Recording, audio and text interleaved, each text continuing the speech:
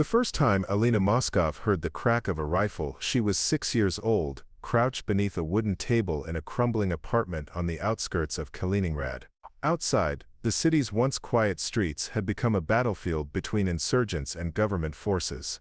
Your couch from it pabad pars, between insurgents and government forces. So first time Alina Moskov heard the crack of a rifle, she was 6 years old, crouched beneath a wooden table in a crumbling apartment on the outskirts of Kaliningrad.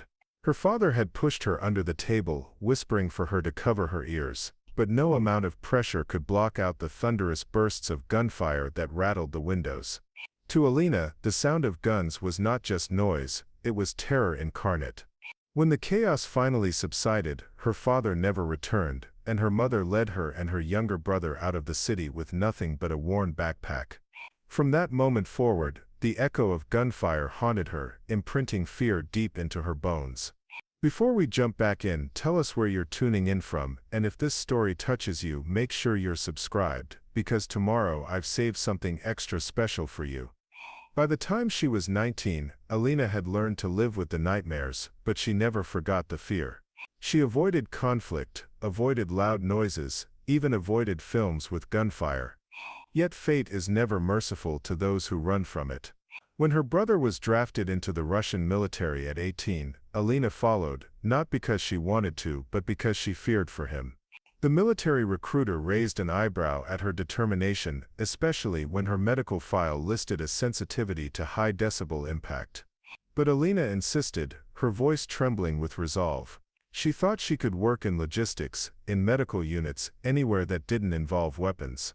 She was wrong. The first day of basic training, the recruits were marched onto the range. Rows of rifles gleamed in the sunlight, oiled and waiting, their long barrels reflecting the faces of the wide-eyed trainees. Alina froze the moment she saw them, her throat tightened, her knees buckled. A sergeant barked her name, demanding she step forward. When she touched the weapon, her palms sweated so much the rifle nearly slipped from her hands.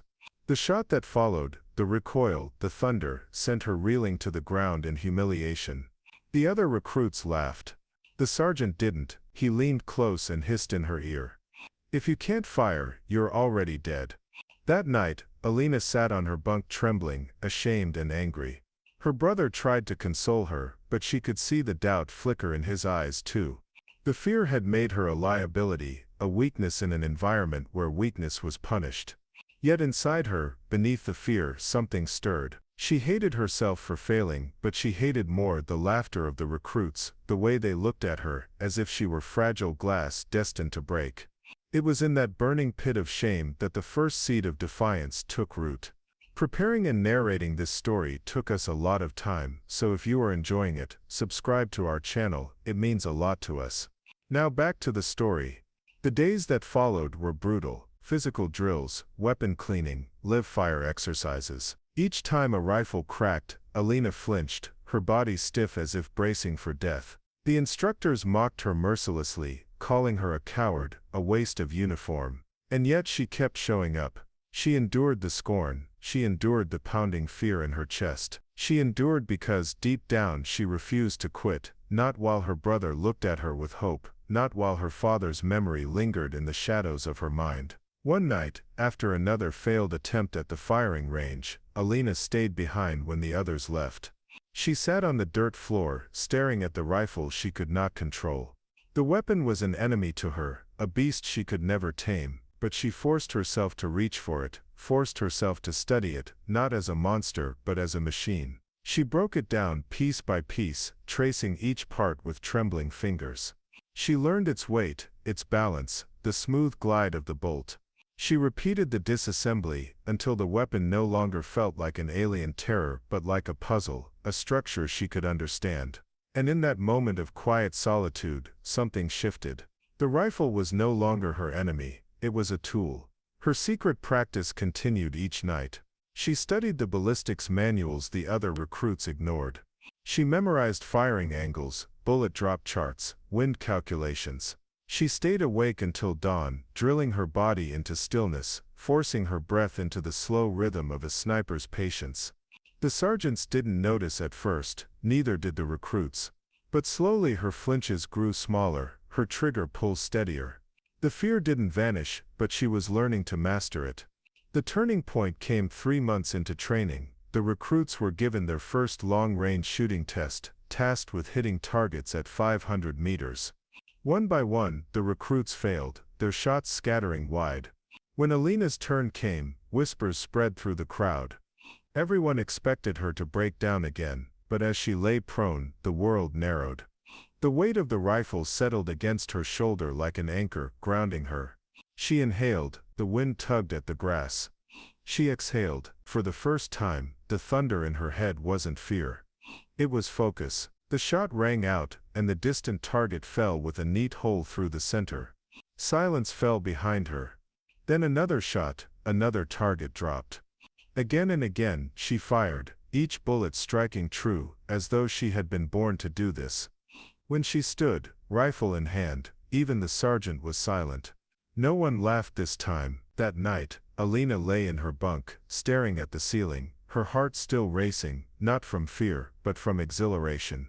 She had done it. She had bent her fear into obedience, turned it into precision. For the first time, she understood something. Fear could cripple, but fear could also sharpen. It could make her careful, meticulous, deadly. But mastery comes at a price. As her skill grew, the military took notice. Whispered conversations between officers mentioned her name. She wasn't just another recruit now, she was a candidate for something far more dangerous. Sniper school, and once her brother was deployed to a conflict zone, Alina knew the decision was already made for her. She would go, whether she wanted to or not. Because if she didn't, she could lose him, and she had already lost too much. She had been afraid of guns her entire life. But now, for the sake of her brother, for the sake of the ghosts that haunted her, Alina Moskov would learn to master every sniper rifle in the arsenal. Alina Moskov stared at the long steel barrel resting on the sandbag in front of her. The sniper rifle looked heavier than it was, but her trembling hands made it feel like a beast she could never tame. Her instructor Sergeant Varga stood behind her, his arms folded across his chest, watching with a mixture of impatience and curiosity. "You either pull the trigger, or you freeze forever." "Moskov," he barked. Alina swallowed hard. The scope magnified the distant target, a black silhouette propped against the rocky range wall nearly 600 meters away. Her breath hitched as memories of gunfire flooded her mind. The echoes of her village when insurgents stormed it years ago, the ringing in her ears when bullets tore through walls, when her father fell, when her mother screamed. She had never held a gun that day, only hid beneath broken wood and rubble. That fear had rooted itself deep in her soul. Now, years later, she was here in a military base training yard, with a rifle pressed to her shoulder. Her entire body trembled. "I can't," she whispered. Sergeant Varga knelt beside her, lowering his voice. "You think the enemy cares about your fear?" he said. "You think they'll wait for you to be ready? No, they'll pull the trigger, and you'll die before you even remember what fear felt like. The only way forward is through that fear." Alina's jaw clenched, her finger hovered on the trigger, but she still couldn't pull. The silence was suffocating, broken only by the faint wind cutting across the range. Then she remembered why she was here. Not for glory, not for medals, but because she had sworn to herself that never again would she be powerless. Never again would she watch those she cared about die because she froze. Her heart pounded, her finger pressed down. The rifle roared. The recoil slammed into her shoulder like a kick, jolting her entire body. She winced, her ears ringing. Smoke curled from the barrel, her eyes darted through the scope. The target remained, a clean miss. Sergeant Varga grunted. "At least you fired," he said. But that was a warning shot at best. Again, Alina inhaled sharply, steadying her racing heart. This time, she forced herself to focus not on the rifle, not on the sound, but on the rhythm of her breathing. In out. She adjusted her grip, aligning the crosshairs with the black silhouette's chest. Her finger squeezed the trigger again. The crack echoed across the barren training ground. The bullet slammed into the wooden board, just an inch from the target. Closer. Her chest tightened with a strange unfamiliar sensation, not terror this time, but determination. She wanted that target down. You've got the aim, Varga muttered. You just don't have the discipline. One more time. Sweat trickled down her forehead as she positioned the rifle once more. Her world narrowed into the glass of the scope. The desert heat shimmered across the target, making it waver slightly. She adjusted for the wind, just as she had been taught in theory. This time, she didn't let the memories creep in. This time, she became still. Her finger pulled the trigger with certainty. The crack rang out again. The target's chest erupted with a clean centered hole. Alina's breath caught. The rifle lowered slowly from her shoulder. For a long moment, she simply stared at what she had done. Her hands still trembled, but this time, it wasn't only from fear, it was power. Better, Varga said. His tone softened, almost approving. But you're not a sniper yet, you're just someone who hit a board. The battlefield doesn't forgive hesitation. Out there, hesitation is death. Learn to kill your fear before it kills you. Alina nodded silently, though the word kill still struck her heart like a blade. She hated death, but deep down, she understood. To protect, she would have to destroy. That night in her barracks, she sat on her bunk with the rifle manual open in her lap. Others laughed, played cards, and exchanged stories, but she drowned in diagrams and charts. The weight of the rifle's parts, the purpose of every mechanism, the math of distance and wind. She consumed it all. When she finally set the book aside, her eyes burned from exhaustion, but her resolve felt sharper than ever. The next morning, when she returned to the range, Sergeant Varga was waiting. Without a word, he set a different rifle before her, longer, heavier, deadlier. This one doesn't forgive mistakes, he said. Alina ran her fingers along the cold steel. Fear whispered inside her mind again, but something stronger pushed it back. She pressed her cheek to the stock, adjusted her aim, and for the first time, the rifle no longer felt like an enemy. It felt like an extension of her will. The shot cracked through the morning air. The target's head snapped back as the bullet hit clean through. Alina exhaled slowly, steady, calm. The fear was still there, but for the first time, she realized she could master it. Not tomorrow, not someday. Now. And with each rifle that waited for her in the armory, she knew she would not stop until she mastered them all. Because the battlefield would demand nothing less. Because her past demanded nothing less. And because the next time bullets rained down, Alina Moskov swore she would not hide. She would fire back. Alina Moskov had come far since the trembling recruit, who once flinched at the mere sound of a gunshot. Yet the day she was told to take her first live shot as a sniper in training, she felt that same nervous electricity crawling under her skin. It wasn't just about pulling the trigger, it was about hitting a target from nearly a kilometer away, with no one guiding her but the steady rhythm of her own breathing. This wasn't training with unloaded rifles or simulations anymore. This was the first step into the world of precision and lethal responsibility. Her instructor, Captain Mikhail Ardentov, a man known throughout the battalion for his stone-faced calm, set the rifle on the table before her.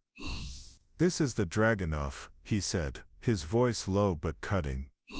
"She will become your teacher. She punishes mistakes, but rewards patience." He slid the weapon toward Alina, with the care of someone presenting an heirloom rather than a tool of war. The dark metal glinted in the light, intimidating and beautiful all at once. Alina hesitated before picking it up. Her palms were damp despite the cool morning air on the range. She wrapped her fingers around the stock, and the weight of it nearly startled her. It wasn't crushing, just heavier than she had imagined, solid like truth itself. For a fleeting second, the memories of her childhood surged back. The crack of gunfire echoing through her war-torn village, her family pulling her into basements to hide. She had hated the sound, hated the fear it carved into her bones. But here she was holding the very object that once symbolized her deepest terror. On the mat, Mikhail ordered. Alina lowered herself onto the shooting mat, adjusting awkwardly. She placed the rifle against her shoulder, the scope pressed gently against her eye. Through it, the target was no longer just a distant shape on the horizon, it was magnified, close enough that she could see the faded blue paint peeling on the wooden surface. Her breathing was uneven, the reticle bouncing with every inhale. "Breathe," Mikhail reminded her, crouching beside her with a patience she had not expected. "In through the nose, out through the mouth. The rifle will follow your rhythm, you are not fighting it, you are aligning with it." Alina focused, forcing herself to slow her lungs.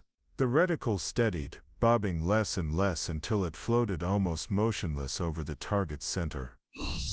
Her finger hovered over the trigger, and then she froze. Her body refused to close the gap between intent and action. The metal of the trigger seemed alien under her fingertip, like an immovable barrier between her and transformation. Mikhail didn't scold her, he simply leaned closer, his voice dropping to a whisper meant only for her. "Alina, you've been running from this sound your whole life. But listen to me, this sound is not your enemy anymore. It is your command. It is your voice. When you fire, it is not fear you release, it is control." Something inside her cracked open. She squeezed. The Dragunov barked a sharp thunderclap that echoed across the range. Alina's shoulder jerked from the recoil, her breath catching, but when she pulled away from the scope, Mikhail said nothing, he simply pointed down range. There in the faded blue wood was a whole dead center. Alina blinked, disbelieving. For the first time in her life, the sound of a rifle hadn't sent her heart racing in terror. Instead, it was as if the world had slowed. The shot had been hers. The control had been hers. She felt something hot and unfamiliar rise in her chest, pride. "You hit it," Mikhail confirmed. His lips twitching into the faintest ghost of a smile. "First shot. Not many do." Alina's hands trembled, but no longer from fear. She adjusted her grip, repositioned herself, and looked through the scope again. The target wasn't just wood anymore, it was a mirror reflecting a future she hadn't believed was possible. She fired again. Another hit, and again. By the fifth shot Mikhail stood and gave her a look that was equal parts stern and impressed. "You are not afraid of this weapon anymore, Alina. It seems the weapon has been waiting for you." The training day stretched long into the afternoon, with Alina cycling through more rounds, her groups tightening, her confidence building. Each bullet wasn't just a shot, it was a piece of her old self peeling away. But the day wasn't over yet. As the sun dipped low, Mikhail introduced her to something new. He handed her earphones linked to a radio. "Tomorrow we test under stress," he said. "Noise, confusion. You will not fire in silence. Real battles never give you silence." Alina swallowed hard, already knowing tomorrow would be even harder. But that night, lying on her cot in the barracks, she replayed the sound of her shots again and again in her mind. Not the sounds of terror she remembered from childhood, but the sound of precision, of control. Mastery waiting to be claimed. For the first time since enlisting, she felt not like a victim of her past, but like someone rewriting it with every squeeze of the trigger.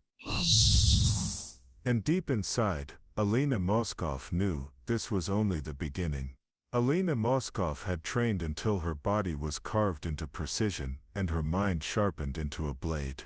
But there was one trial no manual could prepare her for, her first live mission.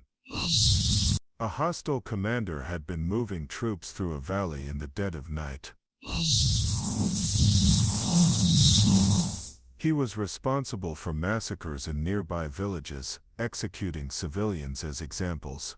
His removal would save hundreds of lives, perhaps more. Alina's name was placed on the roster. She remembered staring at the file. The photograph It was just a face, a man with hollow eyes, and yet she knew the order meant she would cross a line from which there was no return. The moment they left base, silence became her only companion. She sat in the back of the armored truck, rifle case across her knees, heart hammering like an etude. Her fingers traced the cold steel latches. She wasn't afraid of the weapon anymore. She was afraid of herself. Would she freeze when the target entered her scope? Would she miss and doom her team to retaliation fire? Or worse, would she succeed, and never be able to escape the image of a man falling because of her? The truck jolted to a stop near a ridge overlooking the valley. Darkness stretched across the terrain, broken only by moonlight glinting off snow.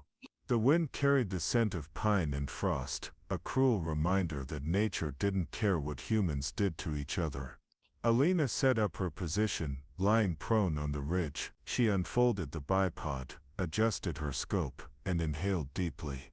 The rifle felt heavier than usual, as if it understood the burden of this night.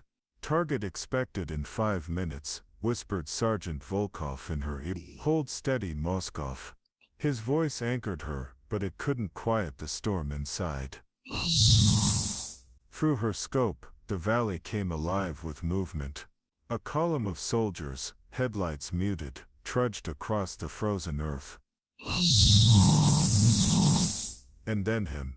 The commander, wrapped in a fur-lined coat, striding arrogantly through his men, as though the night itself bowed before him.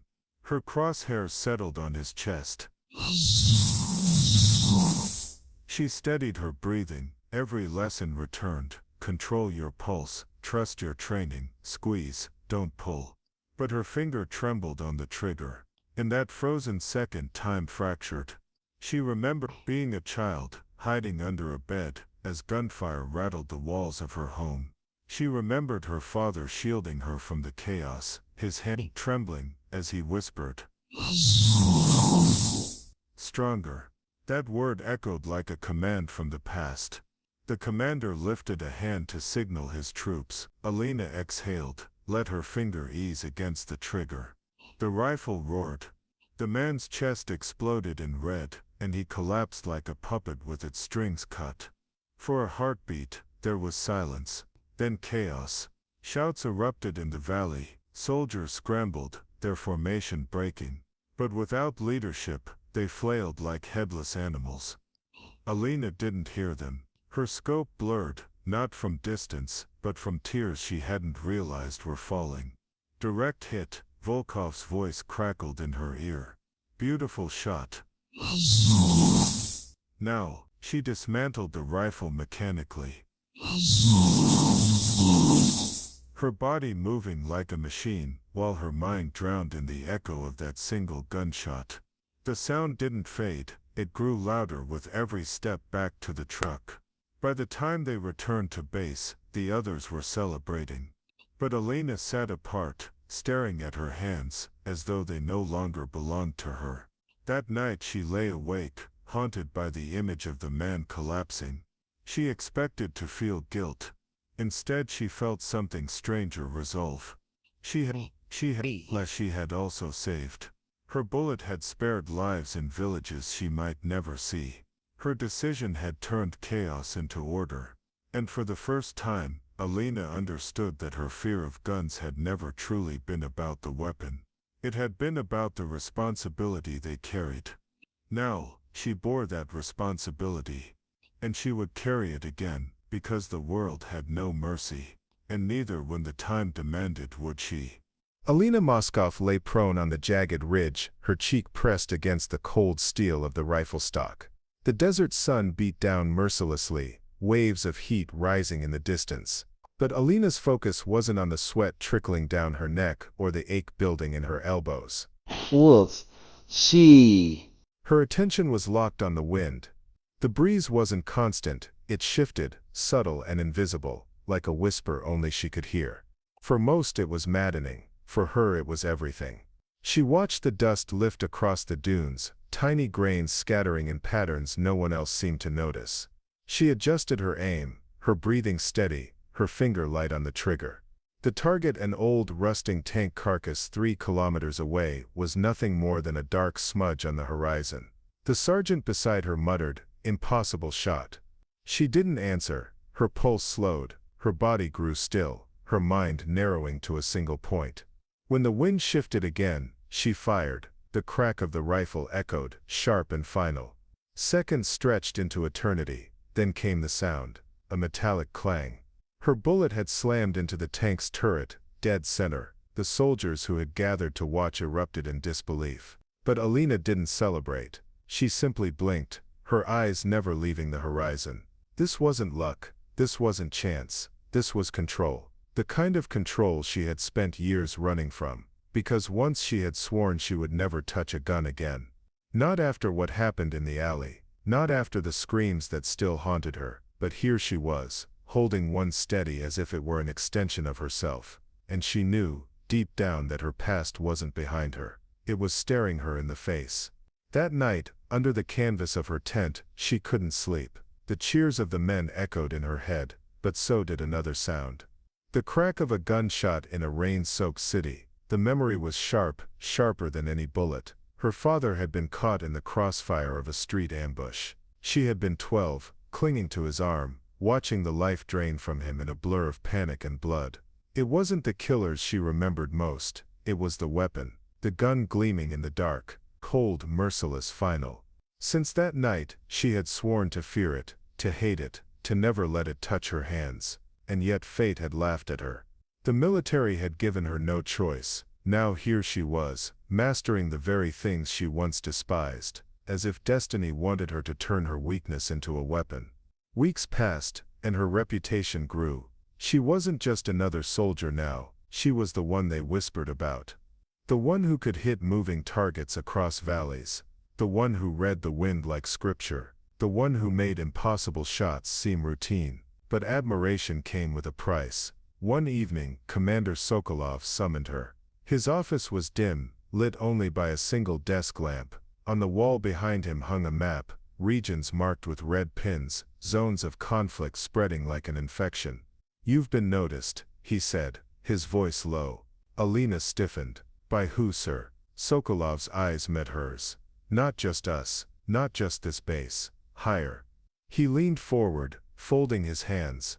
"Alina, your skill is rare, too rare. They're considering sending you beyond our borders." Her stomach tightened. "Overseas?" she asked. He nodded. "Special operations, deep cover, missions no one else can take." Her throat felt dry. She had joined the military to survive, not to become a tool for someone else's war. But before she could speak, he added, "It's not an order, yet, but when command looks at you, they see a weapon, and weapons don't get to choose their wars." That night, Alina stood outside, staring at the stars. She should have felt proud, but all she felt was trapped. Her skill had made her valuable, but value meant ownership, and she refused to be owned. Still, as the weeks went on, her training deepened. Long-range shooting became her language, her lifeline. She practiced in storms, in darkness, with targets hidden behind cover. She learned to shoot not at what she saw, but at what she predicted. Her bullets bent time itself, finding places even before her enemies arrived. And every time her rifle spoke, a part of her past fell silent. But the silence never lasted long. Because war wasn't patient. War came knocking. It came in the form of an ambush, deep in the northern mountains. Her squad had been ordered to secure a village, rumored to harbor insurgents. Instead, they walked into a trap. Gunfire lit up the night. Rockets streaked through the sky. Men screamed, bodies hitting the dirt. Alina hit the ground, heart hammering. Her fear surged, the same fear she had felt as a child. The fear of guns, of death, of helplessness. But then she remembered the ridge, the wind, the control. She forced her breathing to slow, pressed her rifle to her shoulder, and looked through the scope. The chaos narrowed into focus. There on the hillside, shadows moved, muzzle flashes lighting their positions. Her squad was pinned down, trapped in the open. But she wasn't. She was the eye above the storm. She exhaled, fired. One shadow fell, then another. Her rifle cracked again and again, each shot a thread, pulling her squad back from the edge of death. The ambush began to falter. The insurgents retreated, dragging their wounded into the trees.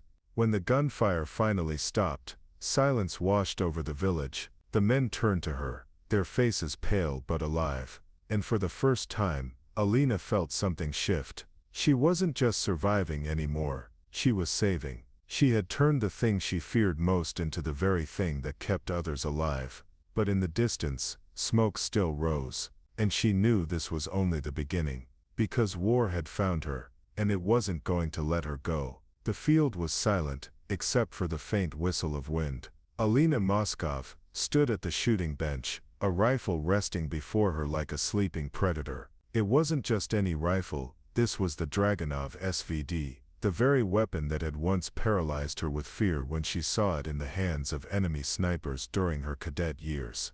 Now it was hers to command, or so her instructors demanded. Colonel Vetrova had orchestrated this moment. The woman, stern and unyielding, believed Alina's hesitation with guns wasn't something to erase, it was something to confront head-on. Your fear makes you dangerous, Vetrova told her. If you don't control it, it will control you. Alina had resisted. Her hands shook when she even brushed the cold steel of a firearm. Every pull of a trigger felt like a betrayal of herself, as if she were crossing a line she swore she'd never cross. But the war looming beyond their borders left no room for softness, no space for hesitation. If she was to survive, she had to transform. And today the trial was simple: make one impossible shot. She had to hit a target at 1,000 meters. If she failed, she'd remain locked in training purgatory, never trusted, never deployed. Alina adjusted the scope, her breath shallow, the world narrowed to the sight picture, the crosshairs trembling. The target, a steel plate on the far ridge, glimmered under the sun, mocking her. The instructors stood behind her, silent, their presence heavy as judgment. She felt the rifle's weight press into her shoulder. Her chest tightened. Flashes assaulted her mind, memories of explosions, of bloodied comrades, of enemies sighting down rifles just like this one at her unit. She wanted to drop it, run, scream. Instead she remembered Colonel Vetrova's words: control is not the absence of fear, it is action in spite of fear. Alina exhaled slowly. Her finger brushed the trigger guard. One breath, two. The world steadied. She squeezed. The rifle roared. The recoil jolted through her body, harsh but manageable. Smoke curled upward. For a heartbeat, silence. Then a metallic ping echoed across the valley. The bullet had struck the plate. A clean hit, a perfect shot. The instructors exchanged glances. Some smirked, some nodded in quiet approval. But Colonel Vetrova's expression remained unreadable. She only said, again. Alina fired again. Another hit. Her hand steadied with each shot. She emptied the magazine, every bullet finding its mark, each strike a hammer breaking the chains of her old fear. By the final round, sweat soaked her back, but her eyes burned with something fierce. Not just relief, not just triumph, resolve. When she rose from the bench, her legs trembled, but not from fear. It was exhilaration. The rifles no longer looked like monsters. They looked like tools, extensions of her will. Colonel Vetrova stepped forward. Now, she said, her voice low but sharp, you are beginning to understand. A rifle is not your enemy. It is your voice across a battlefield. You will learn to make it speak for you. That night Alina couldn't sleep. The echo of the shots replayed in her head. Not haunting, but grounding. Her fear of guns hadn't vanished, but she had faced it, and that changed everything. She whispered to herself in the dark, almost a vow. I'll master them all, every rifle, every distance. No one will ever silence me again. And for the first time, Alina Moskov didn't just believe she could become a sniper. She knew it. The desert wind howled across the barren plateau, stripping sand from the ground and carrying it high into the evening sky. Visibility was nearly zero. the air thick with grit and ghostly movement. It was the kind of weather that made sniping impossible, at least for anyone else. But Alina Moskov lay prone on a cliffside ledge, her cheek pressed firmly against the stock of a battered Dragunov rifle. The weapon wasn't hers, nothing in this wasteland belonged to her, but the commander had handed it to her just an hour earlier, and told her the unthinkable: "You'll take the shot from 1,600 meters. Through the storm, through the wind.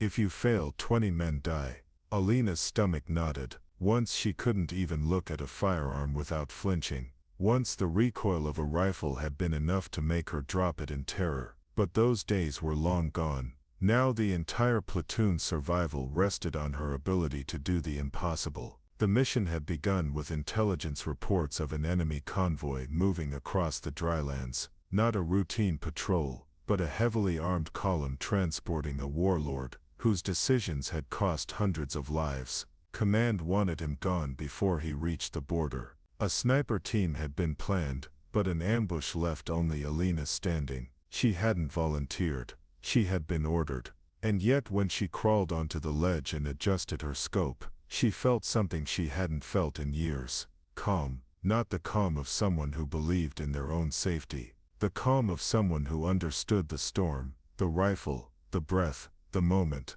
Her instructors' voices echoed in her head like ghosts. "Don't fight the wind, marry it. Exhale halfway. Hold. Let the trigger break itself. Fear doesn't vanish, Alina. You carry it.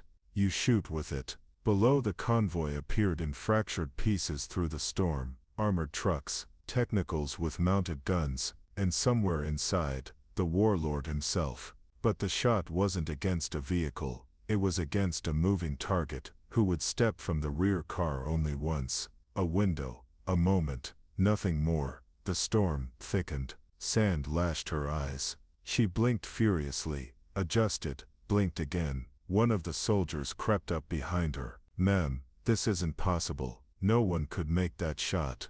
Alina didn't look back. She steadied her breathing. Her heart hammered so loudly she swore it could be heard across the plateau. Then the rear vehicle slowed. A door cracked open, and the warlord, cloaked, shielded by men, stepped into the open. Her finger tightened, not with panic, but with focus sharper than a razor. The first breath left her lungs. She held at the halfway mark, the world narrowing to a pinhole. The storm screamed, the convoy blurred, and yet she saw everything. The warlord raised his hand to shield his face, a gesture that exposed him just enough.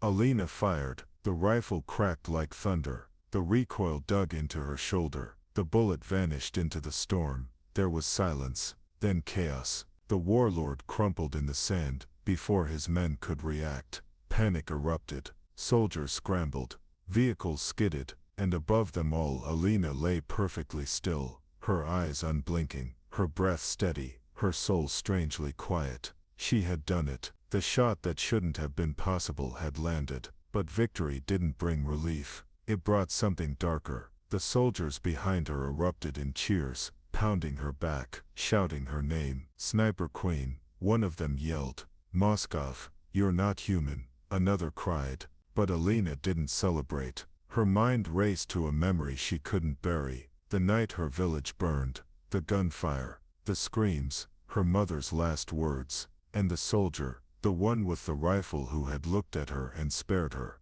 That had been the start of her fear, the birth of her hatred of guns. And now she had become what she once despised, the hand behind a trigger, the silent reaper in the storm. The mission commander approached as the storm began to settle. "Do you know what you've just done, Moskov?" he asked. "You didn't just kill a warlord, you changed the course of this entire front." She looked at him, her face expressionless. "I was just told to take the shot," she replied quietly, but inside her chest tightened with something she didn't want to admit. Power, not joy, not triumph, but power, and power had its price. That night the platoon camped in the shadow of the plateau. The men drank, sang, and relived the story of her shot again and again. But Alina sat alone by the fire, cleaning the Dragunov with slow, deliberate motions. Her hands no longer trembled around the weapon. They moved with precision, confidence, almost reverence, and that terrified her more than any enemy ever could, because she wasn't afraid of guns anymore, not at all. She was beginning to love them. At dawn the commander summoned her. Orders came in from above. He said, "They've heard of your shot. They want you transferred. Special assignment. A sniper detachment forming for deep operations." Alina's chest tightened. She wasn't just another soldier anymore. She was being pulled into a world of shadows, precision, and targets that would never know her face. She nodded slowly. "Where?" The commander's eyes narrowed. "Classified." As she packed her gear, one of the younger soldiers approached. He couldn't have been older than 20, his uniform still stiff with newness. "Ma'am," he said softly, How did you do it? How did you make that shot?" Alina paused. She thought of the years of fear, the sweat-soaked nights when she couldn't sleep for the sound of gunfire in her head, the hours of training, of failure, of being told she wasn't good enough. And then the storm, the rifle, the impossible shot. She met his eyes. "You stop being afraid of missing," she said, "and you start being afraid of what happens when you don't." The boy didn't understand, but he would, one day. As the convoy moved her toward her new assignment, Alina stared out the window at the desert passing by. Her reflection in the glass looked older than she remembered, harder, colder. Once she had been afraid of guns. Now she had mastered them, but somewhere deep inside, a whisper gnawed at her conscience. What happens when the rifles stop serving you, Alina, and you start serving them? The road stretched on, and so did her story. The desert sky was still dark when Alina Moskov lay flat on her stomach, cheek pressed against the cold stock of her Dragunov SVD. Her breath fogged the eyepiece of the scope as she steadied herself, counting each inhale and exhale like sacred rhythm. She had stalked her enemy for 3 nights, tracing him through whispers of intercepted radio chatter and the faint signature of his rounds. Her adversary wasn't just any shooter. They called him the Phantom. No one in the battalion had seen his face, but his bullets had left enough evidence behind. Helmets punctured clean through, convoys halted by precise tire shots, officers silenced mid-sentence. He was surgical, relentless, and he wanted her dead. The duel wasn't official. It wasn't written in orders, but every soldier in the outpost knew this was a clash destined to happen. Sniper against sniper. Alina Moskov, the woman who once flinched at the crack of a rifle, against the ghost who had turned the battlefield into his hunting ground. The first shot came before dawn. A round hissed so close past Alina's ear that she could feel the displaced air tug her hair back. Her body jolted, but her hand stayed steady on the rifle. She had trained too hard, fought too long to let fear reclaim her. She slid backward into the shadow of a half-collapsed wall, heart pounding but eyes scanning. The shot wasn't meant to kill. It was a taunt. The Phantom was telling her, "I see you." Alina whispered to herself, "Then see this." She tilted her scope toward the distant ridgeline. The world narrowed through glass and reticle. Every shadow became a possibility. Every jagged rock looked like a crouched figure. She slowed her breathing, her father's old words echoing in her mind. When you hold your fear still enough, it becomes a weapon.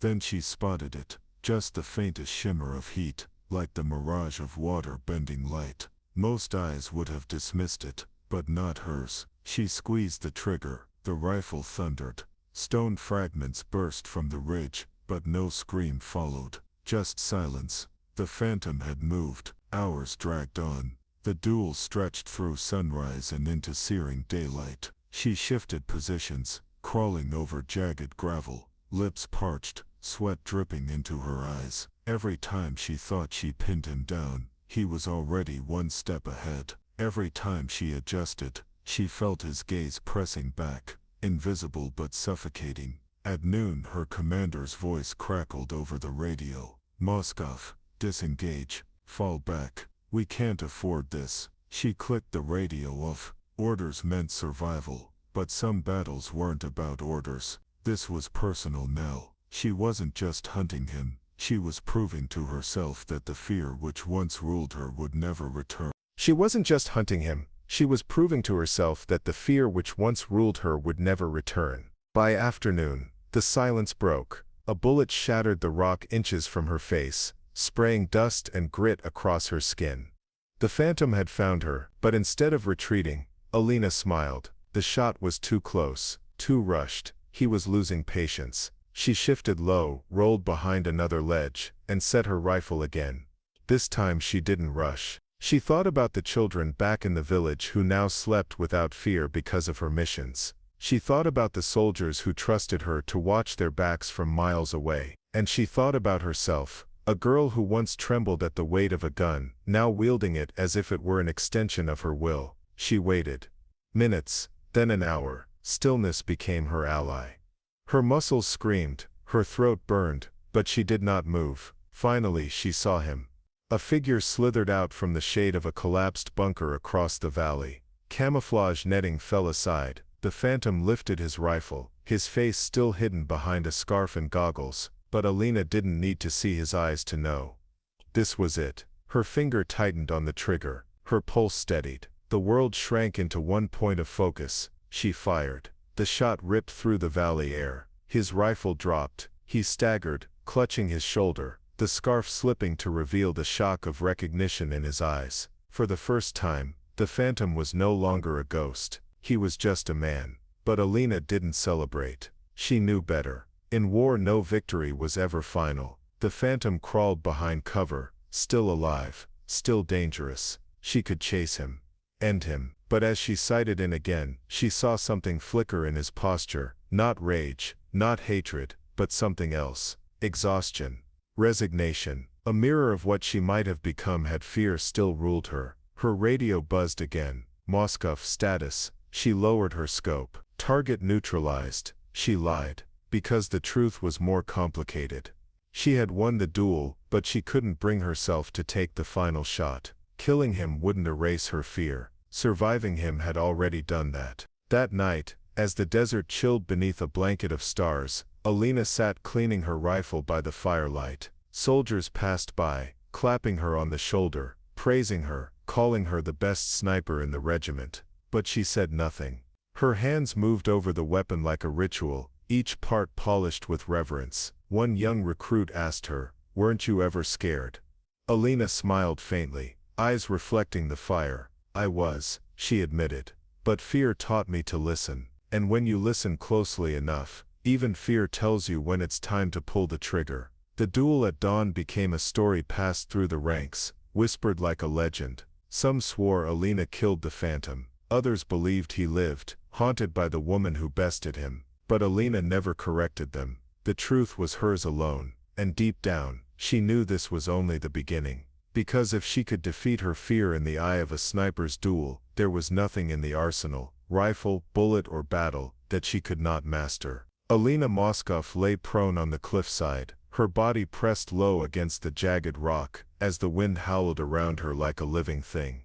The desert stretched out before her, endless, shimmering, unforgiving. Through the long barrel of her Dragunov, the world was reduced to a circle no wider than the glass of her scope. She had trained for this. She had sweated through weeks of drills, mastered the weight of every sniper rifle placed into her hands, and broken her fear of the very weapon that once paralyzed her. Now she was not just a soldier, she was the unseen shadow that could change the tide of war. But today was different. Today wasn't a drill. Today wasn't target practice against painted silhouettes or hollow mannequins. Today was the first time she would be asked to take a life. Her finger hovered just above the trigger. Sweat gathered along the seam of her gloves. Every muscle in her body begged her to breathe slow, steady, measured, yet her heart betrayed her, hammering against her ribs like a drum of war. The target moved into the circle of her glass eye, a commander of the insurgent forces, draped in desert robes, barking orders to his men. He was worth 100 soldiers on the battlefield. Take him out, and dozens of her comrades would live. Miss him, and the cost would be paid in blood. She swallowed. Her instructor's words echoed in her head. The sniper's world is not bullets and barrels, Alina, it's patience, stillness, and the acceptance of consequence. But what they never told her was how to silence the voice in her own mind whispering, "He's human, like you." A shadow fell over her. It was Captain Deck, the man who had overseen her training from the first day she held a rifle with trembling hands. His voice was low, steady, iron-bound. "Breathe with the earth, Moskov. He's not a man, he's the hand that kills your brothers and sisters. Cut off the hand."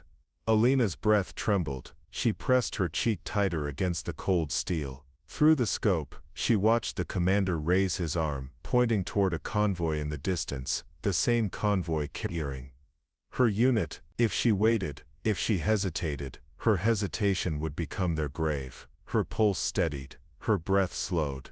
The world narrowed to that single figure framed in glass. She squeezed the trigger. The recoil slammed against her shoulder, the thunder of the rifle echoing across the canyon. Through the scope she saw it, the commander collapsing backward, his command cut short mid-syllable, his body crumpling into the dust.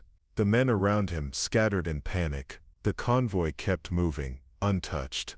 Alina's body trembled, not from fear, but from the weight of what she had done. She had pulled the trigger. She had crossed the line every sniper must cross. She had taken a life to save others. Radek's hand rested on her shoulder. "You've just saved 40 soldiers, Moskov. Remember this moment. Not with shame, not with pride, but with clarity." She nodded, though her throat was dry, her chest tight. She knew clarity would not come quickly, but something had changed inside her. The fear that once held her captive had shifted, not disappeared, never gone, but reshaped into something sharper, something she could wield. They moved quickly, dismantling their position before the enemy could trace the shot. But as they retreated, Alina couldn't help but glance back once more at the circle of sand, where her bullet had found its mark. The scope had been her eye, the rifle her hand, and now she understood. Mastery was not just skill, it was responsibility. That night, under the dim light of a single lantern, she cleaned the Dragunov with reverence. Every piece, every spring, every groove felt different now, heavier with meaning. It wasn't just a weapon, it was a promise, one she would carry until the war ended, one way or another. She whispered to herself, as she reassembled it, "I was afraid of you once, but now, we breathe together." The rifle rested in her lap, like a silent companion. And for the first time Alina Moskov understood why snipers were both feared and revered.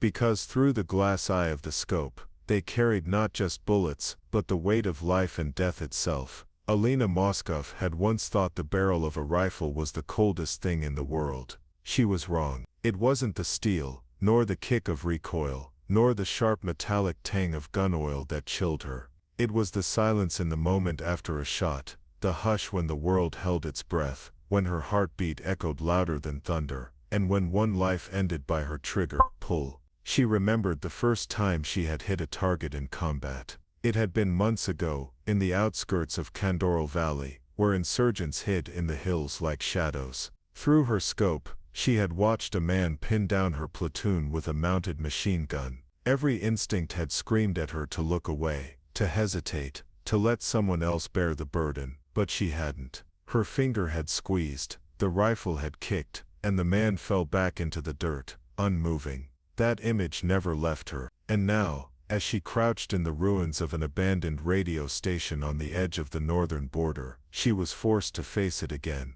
Her target was different this time. Not an unknown enemy soldier, not a faceless figure firing blindly at her squad. This was an officer.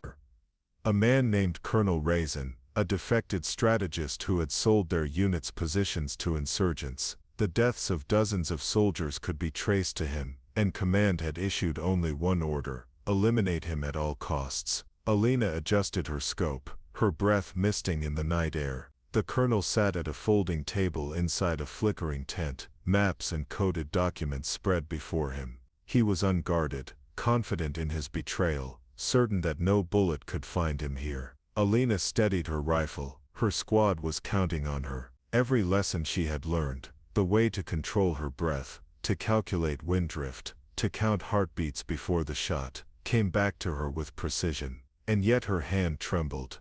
Her fear of guns had long since evolved into mastery, but mastery did not erase conscience. She whispered to herself, "It's just another shot, one more." But this time it wasn't.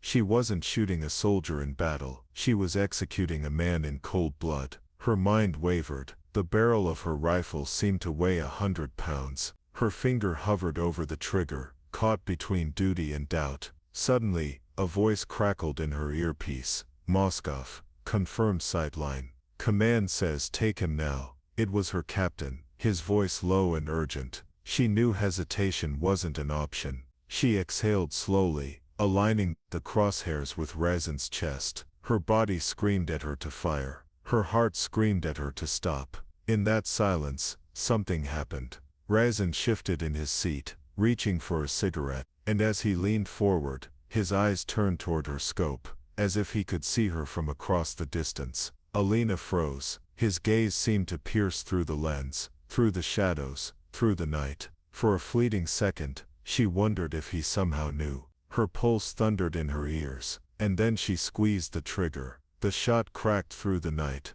The tent shuddered as Razin collapsed onto his maps, blood soaking into the paper. The documents scattered, the candlelight flickered, and silence reclaimed the camp. Alina's rifle lowered. Her breath came in ragged gasps. Her squad murmured congratulations over comms, relief echoing in their voices. But Alina felt no triumph, only the weight of the crosshairs pressing down on her soul. When she regrouped with her squad, the men patted her on the shoulder. "Perfect shot, Moskov. Textbook execution. Couldn't have asked for better." But their praise rolled off her like rain on glass. She couldn't shake the feeling that something had shifted inside her. That night she lay awake in her bunk, staring at the ceiling. Her hands still smelled of gunpowder. Her ears still rang with the echo of the shot. She whispered to herself, over and over, "It was necessary. It was necessary."